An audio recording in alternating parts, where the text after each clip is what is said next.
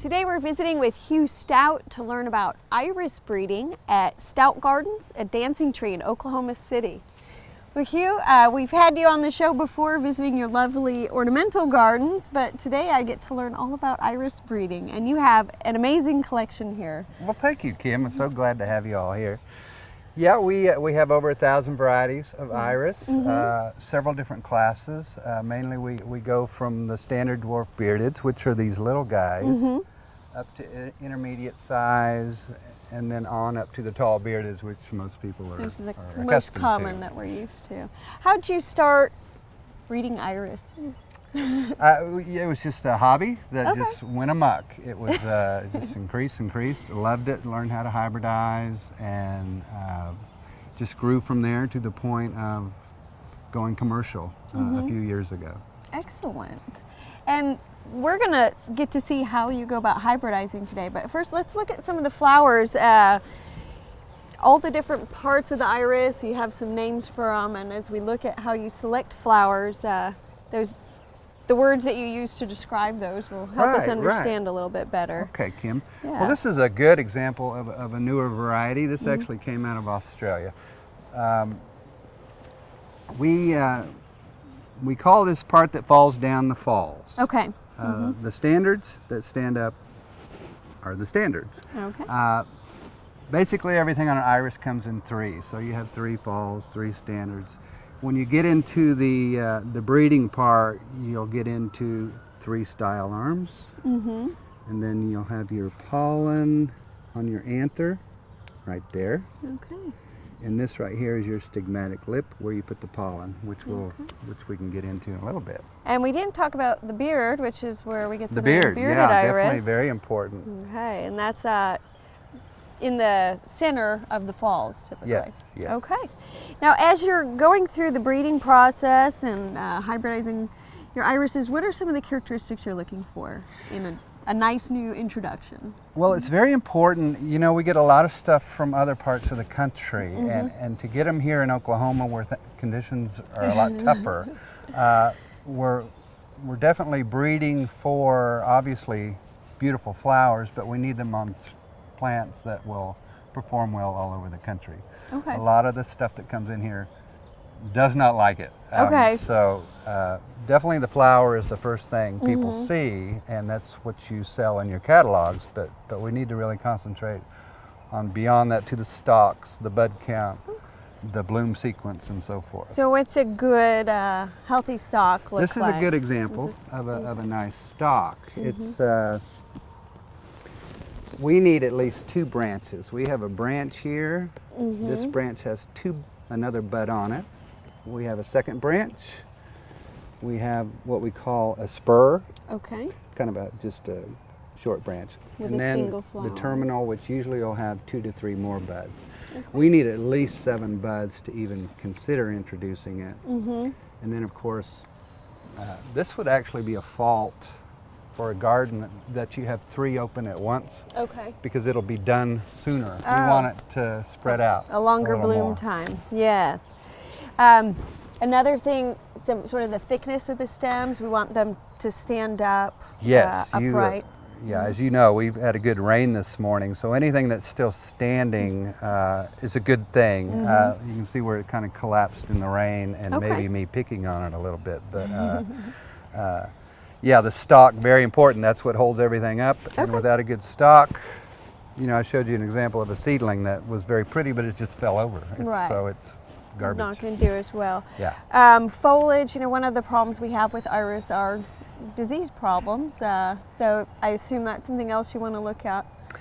Yes, and it's something I'm afraid some hybridizers are losing track of. You know, we're so involved in the flower, we're losing some of that disease resistance.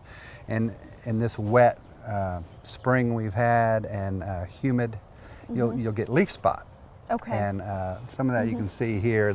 I don't know if you want to get into all that, but we definitely want to watch what's bringing that in and what's getting it and what's not getting it. We evaluate that as part of the process. That's right, because that's what you're looking at when they're not in bloom. So Well, let's look at the flower itself, and what are some of the features that make a flower more attractive, more interesting and unique than another? Well, this one, we would call this a bicolor. It's white standards, the purple, different color falls. This edge on here is really, really nice, and something I would want to try to breed into some of my other. Okay.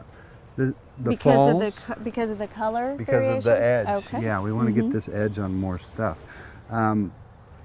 Wide falls. We don't want, you know, the old kind of flag iris were real narrow and fell over kind of like dog's ears. Yeah. Whereas now we have these flaring falls that stand out. We don't want our standards too loose and floppy. This one's okay.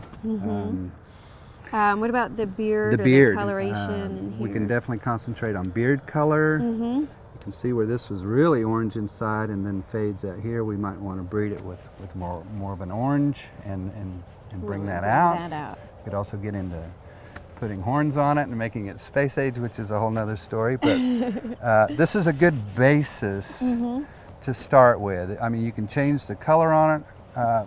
Someone once told me that it's a lot easier to change the color on good form than it is to change the form on color. I mean, you've got to start with the good form. You want a good, healthy plant with a nice structure. Yeah, if I have a pretty one with awful form and I try to fix the form, it just doesn't work. So this is a good one to start with. Well, let's go get a little bit closer look at how you go about hybridizing these. Okay, great.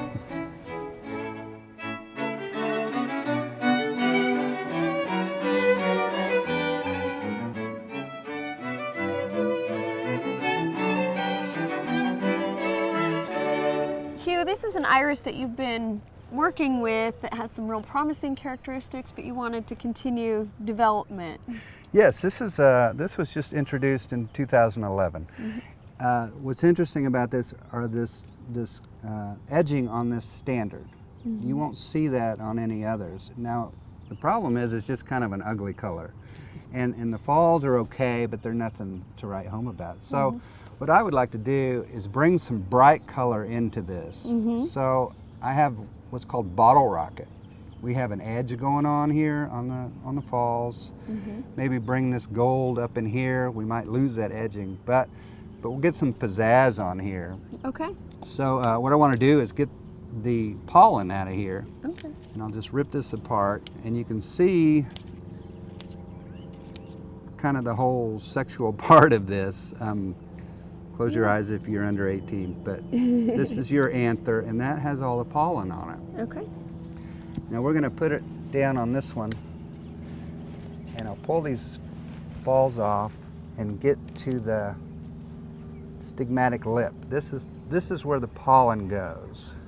And I just want to brush that in there, and you can see that pollen is on the lip, and we'll hit all three of them. Yeah, we mentioned before the iris has 3 parts of everything. So Right, exactly. we're going to try to fertilize all of it. We'll hit all 3. We take the standards off, the falls off, so the bees won't want to land on it and contaminate mess it with it up. other Yeah. pollen. And then we just label it, and in a few days we ought to have a seed pod. Okay. And then as the seed pods develop, what will you do with those then? We wait for the pod to develop. It'll get older and kind of start to dry and crack. Okay. And then we'll know it's ready. That takes about 6 weeks. And then we'll go collect those pods and just store them in the house until fall. Right. And then we pot them up and leave them outside. They need to stratify. They need the cold temperature. And next year we'll have pots full of little babies, and it will produce seeds, and each seed will be unique. It'll be a whole new plant. Because all the characteristics that we saw on the 2 different flowers are going to intermingle. Exactly. And the progeny will be all different. So from that you get to start the evaluation process again. Exactly. Excellent. And how long will it take those seedlings to reach a flowering plant? We'll see a flower in the 2nd year, usually. Okay. Well, I'm interested to see what develops. Yeah, hopefully this will work and you come back. Why don't you show us one that you've developed and released? Okay, sure.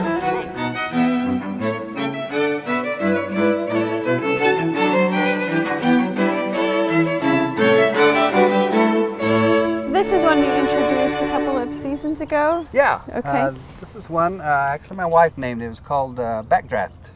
Excellent. I like the really bright orange beard Yeah, on I there. got the velvety falls. I'd like to clean up the half marks and stuff, but it's a very good grower, very clean, disease resistant. It's very good for our area. Excellent. Well, we look forward to many more introductions in the near future, and thank you so much for sharing with us. Well, thank today. you, Kim. Thank you so much for coming, and anytime. Okay.